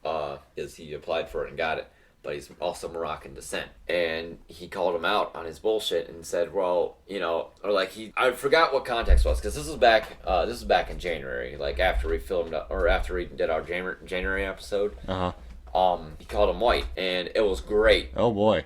So those of you who don't know, in leftist discourse, when you get called white, if you are white presenting and you get called white, it's not like the typical liberal bullshit of, oh well, you're white, you don't understand. It's more of a vibe check, if you will. It's more of a thing of like, you wouldn't fucking understand this because you don't face the same shit I face. Especially when like me calling you white, we're both white guys. Yeah. The thing is lost on me. We have the same fucking opportunity. If you called someone like an African person white, that'd be like, what? Yeah. But it's mostly like when check what you're doing here, dude. When someone who isn't white literally just comes out and says, well, yeah, you wouldn't get it because you're white, and it puts it. A lot of times, any good leftist would just be like, vibe check, like you're immediately like, oh shit, I fucked up somewhere. Because that's the whole process of decolonization. Better check yourself. Yeah, it's a vibe check. And he fucking lost his shit. He doubled down on it. He's like, well, and because like I said, he was going after someone goes by the name, I know you know who I'm talking about. Goes by the name of Leonardo Santoro. Leo Santo. It's Usually the name derives from Leo and Sant. So, is he Cuban? Yes. He's on Facebook, isn't he? He's on. I'll show it to you. You know what? I think I know who you're talking about. This is all fake name. I've talked with them a couple times before whenever they were on their bullshit. You looking him up right now? No, not him. Oh, not that guy? Not him. No. Here, let me bring up my Facebook because I'm friends with all half of his fucking accounts. That name? No, not that. Leo Sanchez? Is that what you're talking about? That guy. No, I've actually. He's I've in never, a couple of the groups. I have never engaged with them ever. Actually. Okay, hold on one second. Maybe this one ring a bell because this is his alt account. Nope. Okay. Doesn't look familiar to me. All right. If you ever see him, great. I'm not gonna call him a guy. He's non-binary. They're non-binary, but great person. They're very good with organizing. And I've gone to bat for them multiple times, especially in that party chat. And multiple times I get pushed back on from armchair communists saying, "Oh, well, you're just saying that because you're only playing identity politics here." I'm like, I'm not playing identity politics. This person I know for sure has been organizing. They have proof that they are organizing. I have people who I organize with telling me they organize. I'm like, I'm going to believe them more than I'm going to believe someone who only talks to me over Messenger, and that's the only way I know them. And anyways, this dude was going off about it, like, oh yeah, I'm gonna, and then he let slip where his location is, and he's like, that motherfucker's 20 minutes away from me. I'm gonna go over there and beat his ass. I actually have a screen cap of this person saying, if neo-Nazis kill this person, I will not lose a single bit of sleep. And I think as a leftist... That's pretty shitty for a leftist to say that. I think as a leftist, as soon as you say that you want your enemies to kill someone who is an ally, even though if they're not alive, even though if you have an ideology difference, the enemy of my enemy is my friend. He didn't get that concept, and he's like, oh, well, yeah, if a Nazi goes over there and kills him, I'm like, dude, don't, because he was like, I'm going to dox his ass, I'm going to find out his address, no, it was going off, and then... That's really fucked up. And then, yeah, our Moroccan comrade came in, he's like, look, dude, you need to shut the fuck up right now, you need to get the fuck out of the party if you're going to keep doing this. He's like, because he was the vice chairman at this time. No, he wasn't, he was the actual general secretary, like, he was the leader of the party at this time, the Moroccan was. Oh. Moroccan man. Oh man, that was a fun fucking night for me. Has he ripped him a new one? Oh, he dug into him. He's like, "Look, man, if you're not going to, fix this, we're gonna have issues." And he was. He's like, "Well, I'm like to anarchists, like I am with my little brother. I just bully them a little bit because I want them to do better." I'm like, that's a fucking lie. And he tried coming in on me. I have a big brother who used to do the same shit to me. There's nothing, there's nothing teaching about that. Yeah, it taught me one thing: I can't trust my brother. Ooh, like, congratulations, dumbass, you played yourself. And eventually, at the end, he just got angry and blocked all of us and left. And I was happy for it. I was so much more happier for it because now I get to slander his name all the way across Left Book, and everyone believes me because I have a better standing. I have people backing me up on this. The dude was an armchair communist. He wasn't going to do anything. I called him out on that. He's like, I'm going to travel 20 minutes to beat his ass. I'm like, you're not going to do anything. You're going to sit in your fucking computer chair and complain about everything else, aren't you? You can't tell me that. Like, I am going to tell you that. I've been out there in the streets organizing. I'm going to tell you this right now. Anarchists will be the best comrades in any kind of revolution sense because they're the ones who want the state gone more than any of us. Yep. But yeah, so the whole thing about this, and I've heard so much about, especially from your group, and this is the reason why I actually added this, is the implementation of this. So I'm actually coming back to, we've been off of topic, just bullshitting for the last 10 minutes. I just realized that. But it's more or less the implementation of it. Is a lot of anarchists out there have to understand that in order, even non-hierarchy, in order to achieve anarchist society, we'd have to get rid of every single major power on the world right now. Any major state power has to be gotten rid of. You could vote them out. You could definitely try to vote them out. You can definitely try to do it the ANCAP way and have more of a capitalist takeover of, Or essentially, are you talking about a privatization yes, method? a privatization method, which I don't agree with because I could just view that as forming another state in its own, a pseudo state, if you will. We don't know.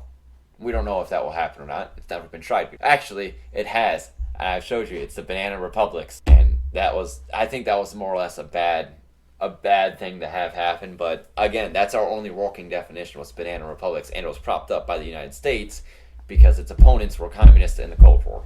So that again, that whole rhetoric it's forever going to be solely by other states existing. The only way to ever be able to test any of these theories out is by getting rid of any authoritarian states that are harmful. Not necessarily because there's states that are just usually benign. They don't care about outside powers. They don't care about anything going on in the world. They just want to be left alone. And that's one thing. But then that's one thing. And then you got United States. You got China. You got Russia. You got Germany. You got Britain. You got all these former empires, major powers, all fighting over all this resources. I mean, look at what happened in the Middle East between Russia and the United States. We have a proxy war going on between Iran and Saudi Arabia because either we back Saudi Arabia, Russia backs Iran. We have a proxy war going on between those two and Yemen. We have a proxy war going on with Israel and Iran. There's so much stuff going on, and that area would be better off if Russia and the United States had their own problems. Like, for instance, oh wow, suddenly there's an insurrection going on. Fuck, we need to recall everyone. Yes, there'd be a power vacuum, but at the same time, there's direct action is the best action. Voting only goes so far, but if you really want to get your voice, if you really want to implement your praxis, direct action is the best way to go. And I absolutely abhor any leftist who's going to tell me otherwise, because voting will not help. It's only, like I said, it's only in the mitigate. It's only like gunshot wound, Band-Aid. Band-Aid. All right, it's like, I helped. Look at this, I helped, and it's like, no, direct action is the best way to go. And if you really want to, if you can't organize, see what else you can. I mean, there's never an excuse. Build a counterculture. Yes. I would say a lot of this has to. I think at least this is one thing that both of us at least can agree on is agorism. Yes. Is counter economics and counterculture. Building up in a way to just look at the United States and say, hey, fuck you. Definitely, yeah. We're probably going to go in depth because I can guarantee you that's probably going to be the other current events topic this next this next month. It's definitely going to be something with the election because it's a shit show. It's a shit show as it always is. But thank you, 2016, for continuing on with your story of shit show election systems. But yeah, so we're probably gonna touch up more on this topic. But we could probably move into the other part of exploitation if you want. I mean, I'm pretty much done with this whole rant and everything. Hold on. Can you grab paper? Is that a foreign concept? Okay, so my whole thing was with exploitation is if I like when I first tried to understand what the left anarchists were meaning when they talk about exploitation. So I'm just going to read these. There's two, I guess, general definitions from Google that it gives me. And I was like, all right. The first one is the action or fact of treating someone unfairly in order to benefit from their work. The second definition is the action of making use of and benefiting from resources. And so if I'm reading the second definition of make of use and benefiting from resources, I'm like, okay, that's everyone. Yes. Okay? All humans, for example, would, to use this definition, exploit the earth for resources to use for their benefit. Exactly. And that's necessary for even to maintain our species, right? And I'm exploiting this microphone to make the fucking podcast. You know what I mean?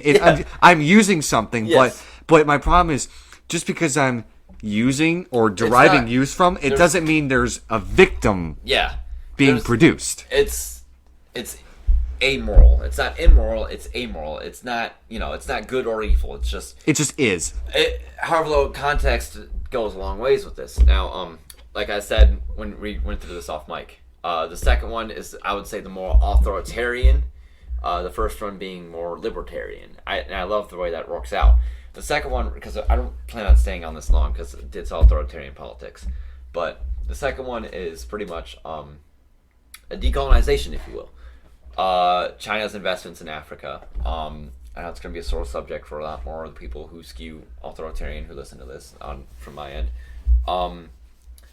There's nationalist movements, and nationalism in and of itself isn't always a bad thing. Like exploitation, It can definitely be a bad thing. it can though. definitely be a bad thing if you're talking about 1936 in Germany.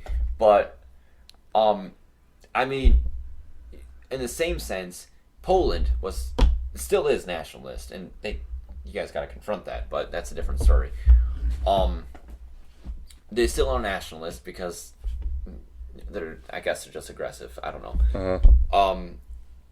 In the World War One, they were a separatist movement.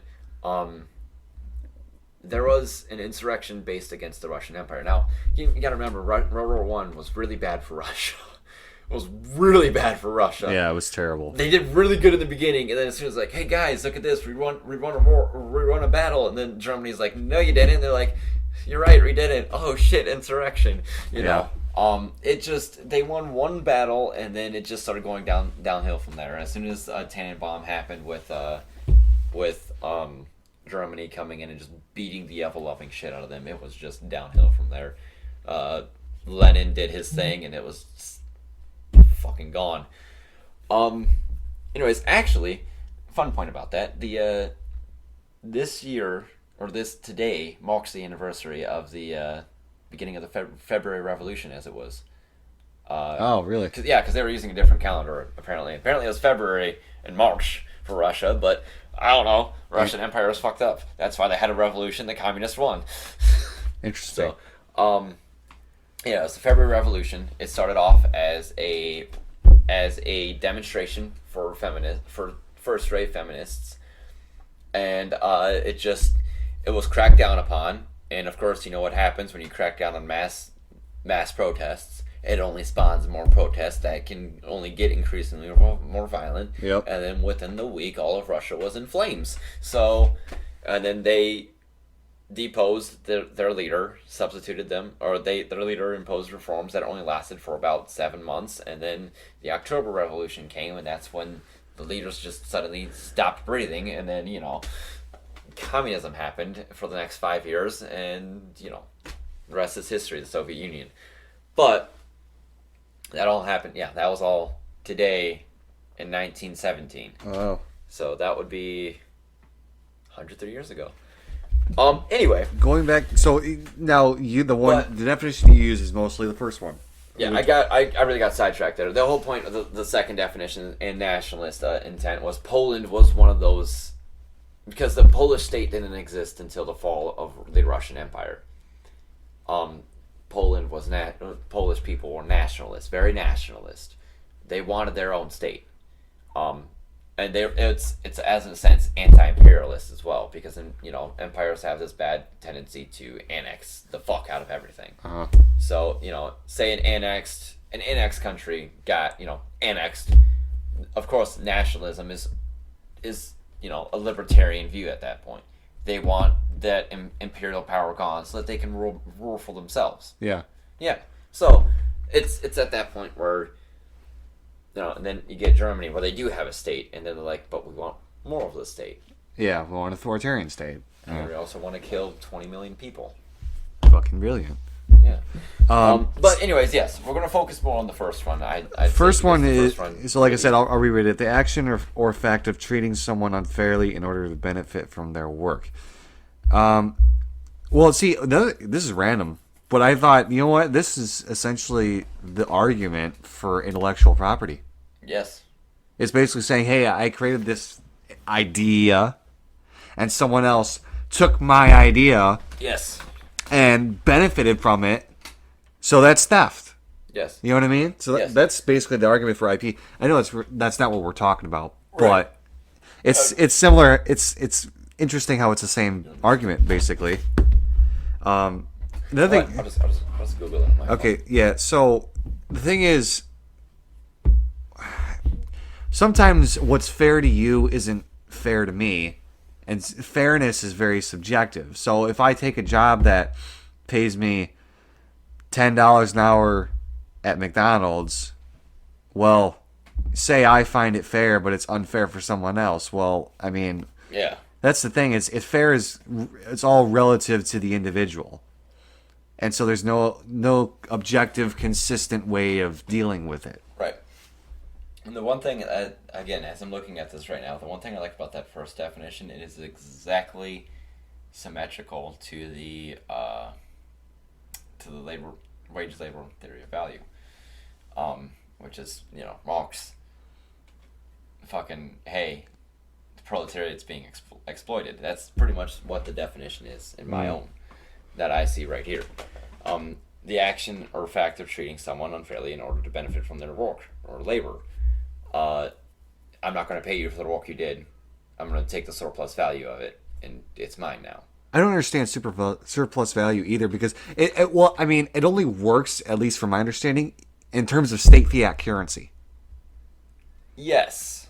That's something that I guess I'm understanding the way ANCAPs I guess don't really see it that way, and they view it as in all forms of currency type of shit. Yes. I honestly, I'm going to tell you this right now. Don't fucking have a clue. Don't fucking have a clue about that. Surplus value, from what I understand, is like it's more of a call for it's the call to action for a horizontally ran workplace, for a democratically ran workplace. Everyone then consents into wages and stuff like that. It's the whole unionization process. Then you will have consent in that case. You know what I mean? And you can't have consent if it's not democratically ran because the workers can't get their say. I make the product. One thing, and we had this while I was working at my fast food job. Everything was clean. We had no food to make. We had no customers. Everything was clean. The dining room was clean. The kitchen was clean. Everything. So we were just kind of sitting in the back, chilling. Hanging out on our phones, maybe smoking weed. Not saying we were, not saying we weren't. It's a possibility. It's definitely up there. It does happen every now and then. Oh man, I can't do it, but we don't. And we have a new assistant manager who is coming in on a loan, just for the time being, because we're low on managers now. And he walked back there and he said, "I'm about ready to fire the entire closing staff." And we all fucking laughed because surplus rate of value, you're not gonna fucking do that job. You get paid too much. The corporate tells you get paid too much for that job. So and you're gonna lose all your help, and then you're gonna be stressing the fuck out trying to do it all. Yeah. So I think more or less the surplus value is there is no such thing as an unskilled job, and because of that, someone will always have to do this job unless it gets automated. And for that instance, the surplus wage labor is the skill, is the knowledge it takes to do that job. Sure, it's a burger flipping job. Anyone can do that, but can anyone do that at a certain speed? Can anyone do that at a certain time with certain persons to deal with? And precision. And precision. Yes. Every job has a skill. I do not care if you think this. If you think otherwise, you are wrong. Every job has a skill. They train people for jobs. Every job I've ever worked has a training period. And actually, I want to talk about that training period because I know I fucking sent it to you. And it's also pertaining to the fast food job I work, where if you work as a miner in the state of Michigan for anything, I believe, actually anything. It's not just fast food, it's anything, retail, anything. If you work as a miner for 90 days, your first fucking checks that you get, they can take I think at least half of your fucking check and just keep it as a training wage. They can pay you half of what everyone else is making because you're not 18. For 90 days. For 90 days. That's fucked up. Yeah. You're doing the same thing. And I can guarantee you, for jobs that miners do, it doesn't take 90 days to fucking train them. No, it obviously doesn't. It usually only takes a few weeks. It usually only takes a few weeks at tops. That's by the time they know everything. We've had people that started working there like a month ago at that job. And they're good at it. They got everything down. You don't need to tell them what to do. They know what to do. But that's there's no such thing as unskilled labor. Everything needs to be trained, and that's the surplus value right there. Is that you get parts like this. At my job, my factory job, we have an issue between and it also stuff like this. It causes issues between coworkers. I work 12 to 8, 12 a.m., 8 a.m. At 8 o'clock, you bet your ass if I'm not cleared for overtime, I'm fucking punching out. Uh-huh. Okay, it's bad enough that they want me at my press 5 minutes to when I start getting paid at 12 o'clock. All right, but hey, I get it because the dude before me, they only get paid until 12 o'clock. So, I got to be there to make sure that it's just natural shift change shit. Yeah. It's 5 minutes of my time. That's 20 cents. Fucking whoop-de-doo. At that point, it's not a big impact. It's not $1. You know what I mean? But it's the whole point that the surplus value ends up being wage theft. If I get, say, when I was actually doing material, I would arrive every morning 30 minutes before shift starts so I can get set up for my job. I was never given overtime by company policy. But here's the thing, the ideal thing, and I tried doing this for 1 week, and after I got settled into my job, I tried doing it for 1 week, and it was a massive failure, of going in and not starting my job until I actually get paid. Until I start getting paid at 8 o'clock because I was working first shift or 6 o'clock. I was working 10 hours on first shift that day, or that time. It was atrocious. If I had a mold change right off the bat, I was fucked. I was fucked for the rest of the day until I got caught up and did my morning routine. Did you talk to your boss about this? I couldn't because everyone else did. Everyone else, and their response was, "Oh, well, we could just start our job then." So eventually, what ended up happening is because I benefited from having a really fucking slow die setter. So if we had a change in the beginning of the day, it didn't get done. It didn't get started until like 7 o'clock. So I'd get in, I'd still be able to do my morning routine. Fuck, I'd be done with the change before my die setter even started it. But that's beside the point. The point is most of the days that I was working there, I would come in, work half an hour before my shift start, and I'd leave at 4 o'clock when my shift ended. Unless they wanted me to stay to do a change, and then I'd actually get paid that overtime. But it was the whole point of those 30 minutes. I should have 2.5 hours of overtime at the end of the week. Actually, it was 2 hours of overtime because they were only working 4 days that week. That's the whole point about it, though. That's the wage theft right there. They're taking my surplus value because I'm working, I'm doing my job, setting myself up. I'm forced to. I can't not do it because then I make my job stressful. I shoot myself in the foot by not doing it. So that's definitely an exploitation right there. Because that's a wage theft. That's through and through, This is, I would say, so I can understand this case. How relative does this case have? In my experience, like when I did production, we didn't have this issue. You punch in, you punch out, whatever's on the clock, you get paid for. Yeah, and so that's probably definitely just a company to company thing. Yeah, that's one of those things where it's. But to deny that wage theft doesn't happen or happens is to imply that no one is ever affected by it, and that's blatantly false, And then I always laugh because you get the same people who are like, "Oh, I don't steal surplus value," and at the same time you see them posting I seen it was a famous, I want to say it was like a Reddit or Quora post. I have 2 very good employees, but once they clock out, they stop acting like they're employees here. Yeah, because they're not on the clock anymore. They don't give a shit. They're their job stops and ends when their shift starts, and And I remember that, and we always laugh at it because, yeah, that's. Would you really expect differently? Yeah. I mean, maybe if it's sort of common, Yeah. For other, it's Like very specific though. I know myself, especially with my fast food job, and I've seen this. We had a manager who'd come in, and we figured out why he was doing this. But anyways, we had a manager who'd come in and just chill out with us. On some days when he gets bored, he'd just come in and chill out with us. Sometimes he'll even help out around. He wouldn't even punch in. He was bored though, so he came in. He helped out. It's still wage theft technically, and by law he has to punch in, but. He's like, yeah, I don't care. I'm not going to punch in. I don't give a fuck. I don't know. I don't know the whole thing about that. Again, that's an individual basis, anecdotal.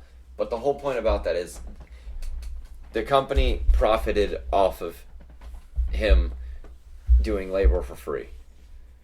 So that is inherently wage theft. That is exploitation. So like that's the whole reason behind the exploitation of the working class is wage theft exists. Disability, like I said, Washington passed a bill recently where people who are on disability or have a disability can get paid for half of their pay. Can get paid half of minimum wage. I think was actually the floor for that. Minimum wage isn't even that high there. I don't think. I think it's like 7. Maybe 8. I know it's a. Is it just the federal minimum wage, which is what, still $7.40 or something? I think so. Yeah. So they could get away with paying someone who has a disability who's doing the same work as everyone else less. Well, there's a difference between same job and same work. You know what I mean? Like, I don't need to be a dick about when I say this, but you can work the same job but not do the same work. Does that make sense? I don't know. I want you to describe it more or go into detail before I give an answer to that question. For example, I worked at McDonald's, right? Yes. And so I came in one day, and the same job is, okay, in the morning, I would do the grill.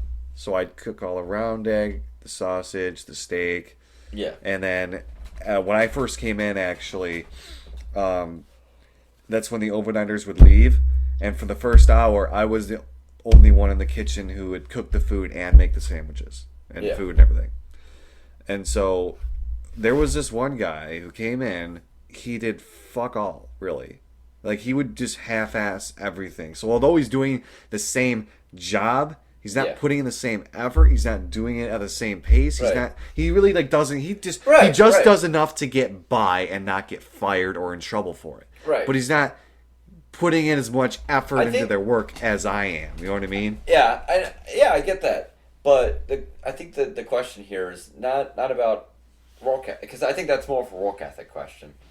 I know when I come in, I always put in my 100% best.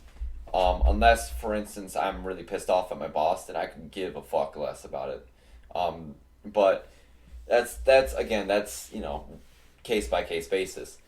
I would say that's more of a work ethic question, unless the person was actually on disability, because that's the whole situation that I'm talking about with Washington.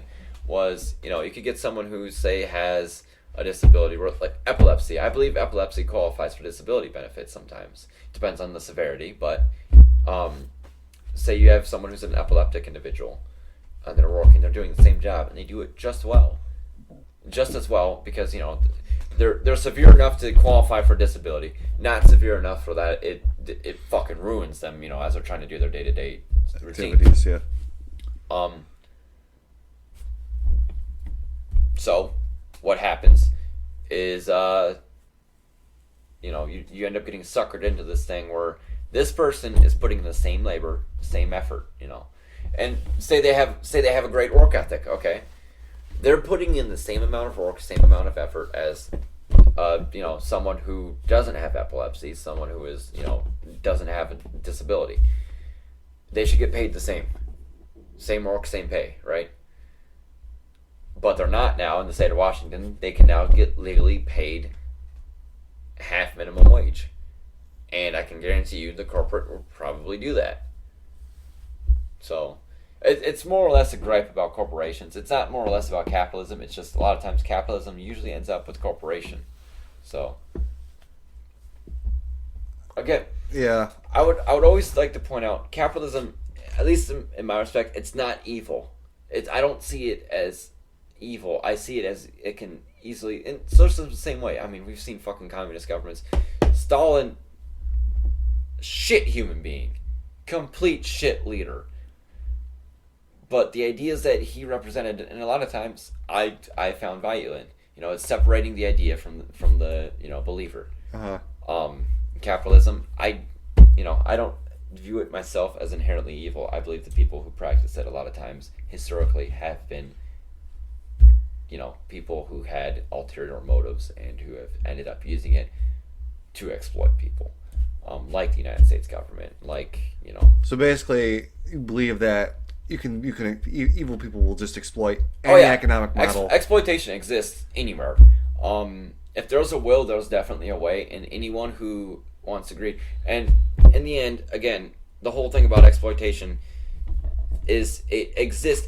It's there. It will always be there, so long as people have that amoral ambiguity of I can do this and no one will fucking stop me. For instance, it's the whole thing about where innovation doesn't exist in a socialist society. It definitely does. I can remember how many times growing up, wow, this would be really beneficial to have right now. I'd think of something and be like, that'd be a great idea. The first thing that I think about is, how much would I need that? Should I even put in the effort to make it? Should I, it's the use and the need of it. It's not about how much money I can make off of it. I mean, if you want to do that, go ahead and think about that. But, then we get people like then we get Hollywood. People who are famous for no reason. Kardashians, I'm looking at you. There was no necessary action to make them that famous. Okay, now we're all fucking weird. No, that was the bad timeline to go down. But aside from the differences, innovation exists outside of entrepreneurship. I would say innovation is itself just an entrepreneurial. Oh yeah, aspect. definitely, it's an aspect, but it's you need the drive for innovation to be an entrepreneur. You don't need to be like, I want to make this. For instance, good case. The people who discovered the insulin, to treat diabetes, like that medicine and everything. I don't know if it's. They didn't do it for profit though, did they? They didn't do it for profit. Yeah. They sold it to a university for $3. They wanted it, and I love this because it spits right in the face. Today, insulin is in the triple digits unless you have insurance, because insurance companies in the state in America fix prices for themselves. So you have to have insurance. So you have to pay into it. You have to have insurance, otherwise you're going to be paying ridiculous amounts of money. Yeah. And that's another reason why I'm a big Medicare for All currently proponent. It's because you're paying this much for insurance through a private insurance, and they get to arbitrarily, say what you can and can't do. Or you go Medicare for All through the state, you pay less, and because everyone in your country is paying into it, you get in a perfect world where we don't have a fucking nightmare that is the U.S. government doing all of it, you get what you want. I never had a problem when I was on state aid, but the whole point about it is insurance is a sham. Insurance, especially medical insurance, is a sham, definitely, because they fix prices. I think all insurance can be a scam, not seriously. Like, insurance isn't inherently a bad idea. Oh, it's a great idea. I love it. I love the idea. But it's the implementation of it that can easily go haywire, just like that. Especially in a capitalist society where there's a profit motive for businesses. Another thing too about the profit motive is how does the you know what, I forgot to talk about exploitation. I think of exploitation. Did we just stumble on a topic right now? Yeah. Well, the thing about profit motive is that okay, yeah, I can understand the profit motive of all businesses and everything. Well, what about the government? What about all their agencies? Do they not have a profit motive? If they don't, why? How do you figure that? I love that you mentioned that because they do. They do. Exactly. So it's like, well, All right. you have to equally oppose to the state just as much as you do the Profit motive. Yeah. yes, and then another thing too is exploitation. Sorry, I hate to go back. Oh no, keep going, keep going. 'Cause Exploitation of well, so is it possible for that to happen to government employees, like hospital workers? Oh, fuck yeah. Exactly. So it's like you have to oppose equally both, yeah. at least. I again in this case for me, it's the currency value of it. It's the For problem. anyone, That for it's, anyone who's ever been in a hospital, there was, I know the hospital that I go to, anytime I need to go to the hospital, which isn't that much most of the time. The only time I've ever needed to go there was when my appendix was starting to do the old, wow, I'm a balloon, and decided to just, try to kill me. Fun times. Fun times. Fun times. But it's like a moral code for doctors most of the time to service patients no matter what. uh-huh. A lot of times people when they become surgeons, they become doctors of that nature, they do it not because the money's good. Believe me, all right? If Well, you I would told say me- at least part of them. oh yeah, This- fuck yeah, the money's good, but there's a lot of times there's 8 to 12 years of schooling. That's a lot. That's a time lot for of that. schooling. There's a lot of studying because you're dealing with someone's life in your hands. Mm-hmm. I can guarantee you these people didn't wake up one day and be like, oh yeah, I guess. I fucking woke up and decided that, you know what, engineering sounds like a great idea to go into. And I picked this I picked engineering, which is a 4-year degree and you have a 60K job. And you can go back and go another two or 4 semesters and get a fucking associate's and immediately move into the 120Ks, Depending on where you're at, I'm doing that for the money, and because I wouldn't mind doing engineering stuff because it kind of runs in my veins at this point. I picked that over a neuroscience.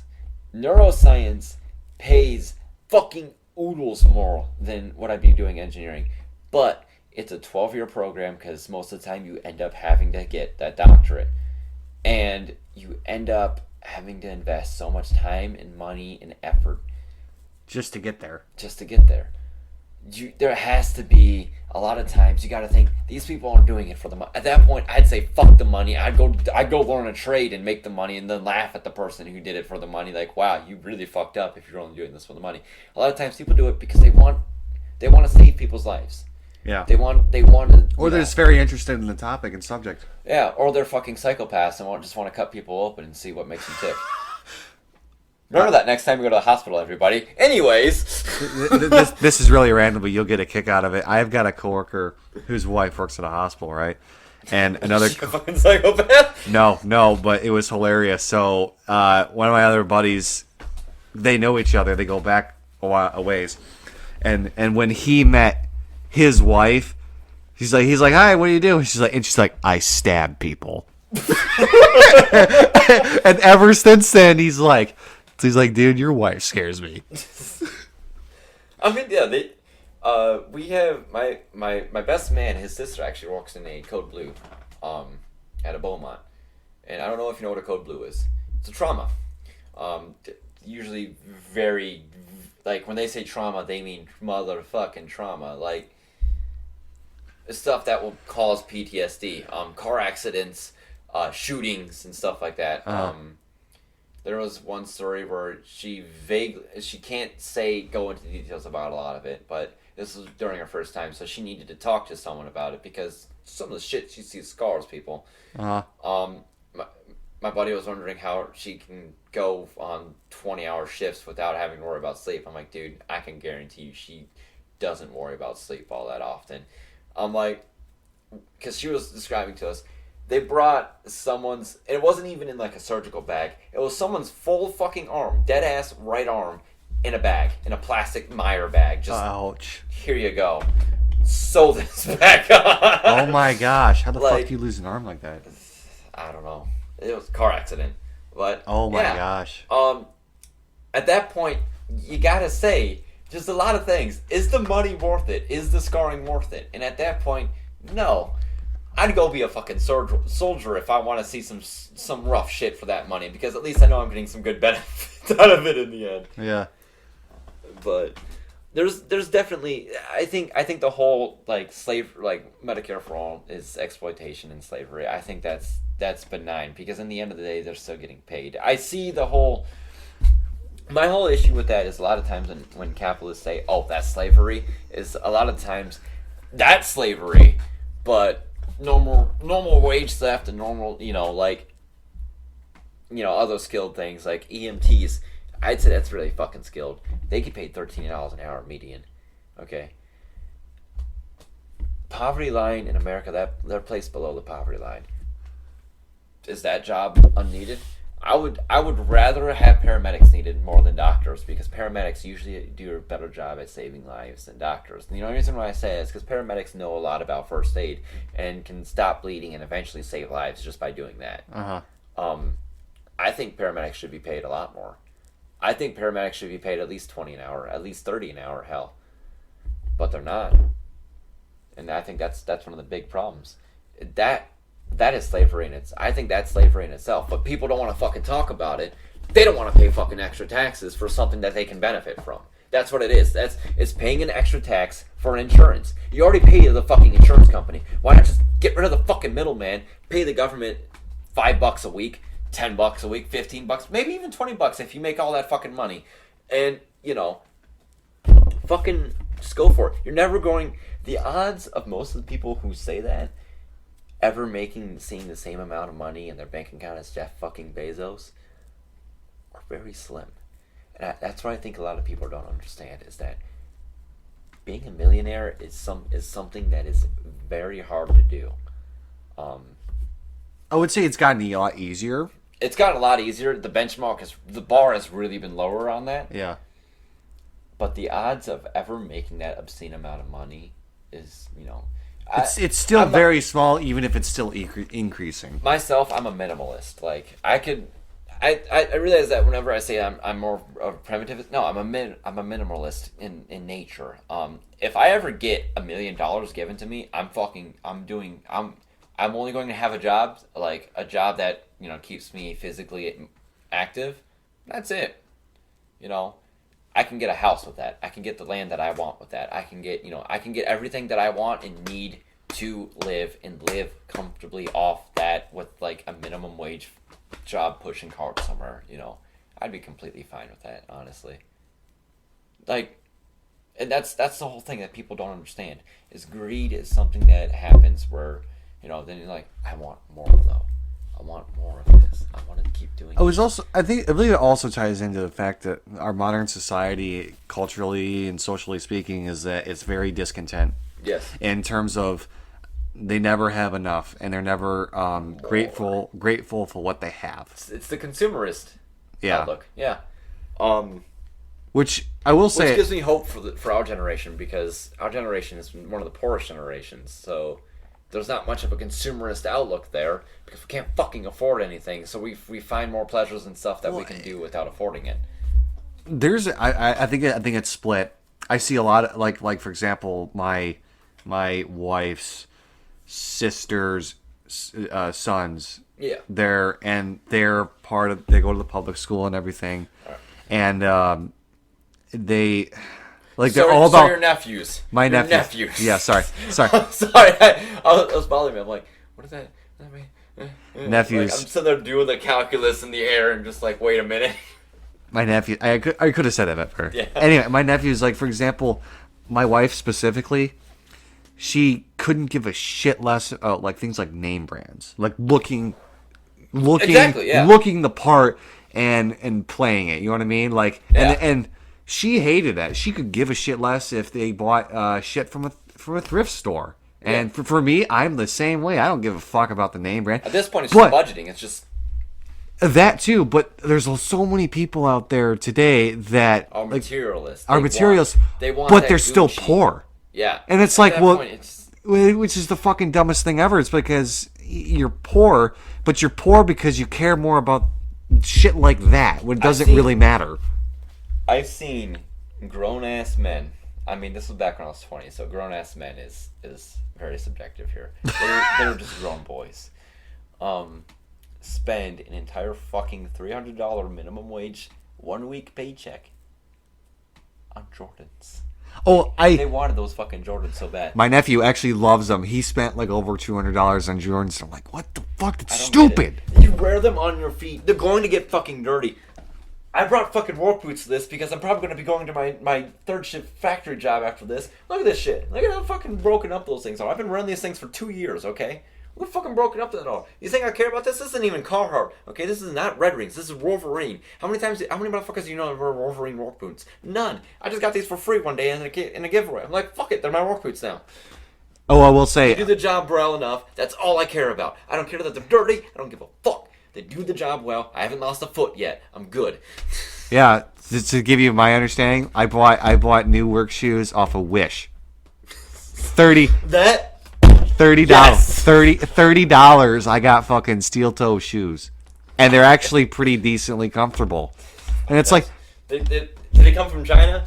it did come from China. That's where most of the shoes come from. I'm sorry, but just to play the joke there. I know. And then it's like you know, it's the idea of caring about the class. You talk about the class struggle. It's keeping up with the Joneses. It's Beats. I wanted to say this right now. Beats by Dre. Yeah. You're paying way for overpaying. Dr. Dre. You are giving your money to Dr. Dre so that he can be Dr. Dre. It's a fucking brand. Who gives a fuck? Like, this is one thing Everything I've heard from that is shit. Like, it's shit audio quality, everything. For the amount you pay, it's shit audio quality. Go out, get a fucking Bose. Okay? You're still paying for the brand name, but I know that they have engineers behind it who actually fucking put the work in to make sure that what you're paying is what you get. Yeah, I will say that's one thing I actually really love about people, at least half of my generation are saying, yeah, fuck the name brand shit. Yeah, fuck the name brand shit. And I think that right there is more of a socialistic kind of thing. Which is ironic because I wouldn't call myself a socialist, but I mean it's more of I would say more of an alternative politics outside of the authoritarian right, which is what America mostly is. But that's the whole mindset behind it, and I also realize that we're also rambling right now because anyway, we're pretty much done with everything. We were going to go on occupancy and use, but that was only because we thought that we weren't going to be hitting 2 hours. But holy shit, we're at 1 hour and 59 minutes. This is what happens when you get two kids with ADHD late at night. Yeah, if you made us, if you made it through this whole episode, we appreciate your admiration and dedication. Dedication. Thanks for listening. Give us some feedback and what we can do. We can go more into depth about. Make requests about what you want, what we should talk about. Yeah. And let us know if you like the comments. Furthermore, real quick, we did say, I believe we promised in a post last month when we were supposed to record, and I'm like, yeah, there's no way I'm going to be able to make it. This is our February episode, and even though we're doing this in March 8th, this has actually been one of the great times to do the March episode, but we have a chance of doing it in 12 days. Something like that.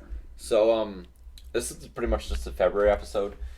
The March episode and the subsequent current events that we usually release will be done on that day. So, you guys get 3 things this week. You guys get 3 episodes.